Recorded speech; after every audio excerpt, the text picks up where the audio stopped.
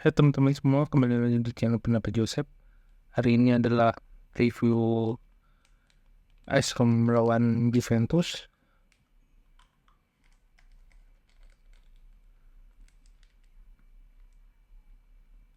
yang akan dimainkan hari Kamis dini hari dengan Juventus. Apa sisi yang paling penting dari si Juventus?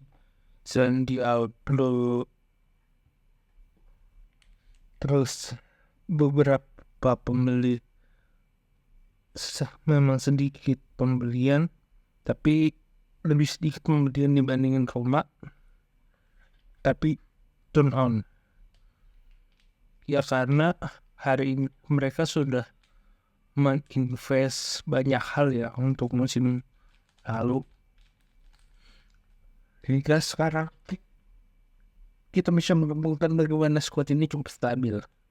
Berbeda dengan Roma, masih banyak PR yang dilakukan. Meskipun ada beberapa transfer dalam seminggu terakhir, mungkin sampai Selasa akan banyak akan terjadi beberapa kejutan. Juventus bermain di kandang akan berusaha untuk menjaga dominasinya di tengah cukup kepurukan dari Roma dalam sisi hasil akhir. Misalnya, Roma satu kali seri, satu kali kalah. Rekodnya di uji coba banyak kan seri, tetapi itu bukan jaminan bahwa mereka squadnya baik-baik saja. Setelah kasus Zelensky yang diberitakan banyak cemoohan, terus kena kasus Gianluca Mancini dibilang sebagai provokator untuk menyingkirkan Zelensky, Roma dalam segi komposisi tim benar-benar tidak baik-baik saja, walaupun mereka masih punya prospek untuk memperbaikinya. Tapi kan semua klub pasti akan memperbaiki untuk hasil-hasil yang buruk dari minggu lalu.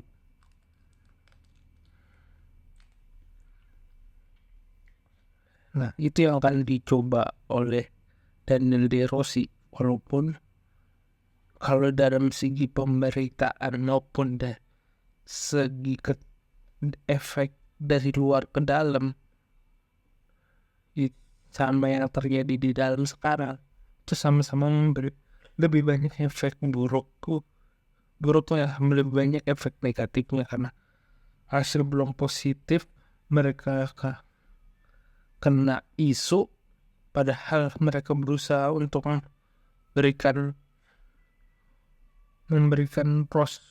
memberikan bukti bahwa mereka melakukan transfer positif, walaupun belum ada. Akhirnya seperti ada Mose Kode sekarang pindah ke Roma dari Borussia Mönchengladbach, tapi Antonio yang dari Austria itu gagal. Sekarang kan Morosum masuk, Alexis Malcolm masuk. Itu belum bisa menjadikan bukti, karena seperti saya katakan, kita kalau mau lihat perubahan yang terjadi Roma harus dari segala sisinya, bukan hanya transfer kekuatan dari skuad, tapi juga lebih ke dalam lagi ke gaya permainan. Itu yang jadi masalah bagi Roma sekarang. Di Rossi memang mengembangkan permainan dari sisi sayap. Zelensky memang bisa memberikan tekanan, tetapi tekanan untuk dia pindah itu lebih besar daripada apresiasi dari dua gamenya terakhir. Itu yang juga menjadi perdebatanku bagi fans Roma dari Indo Roma.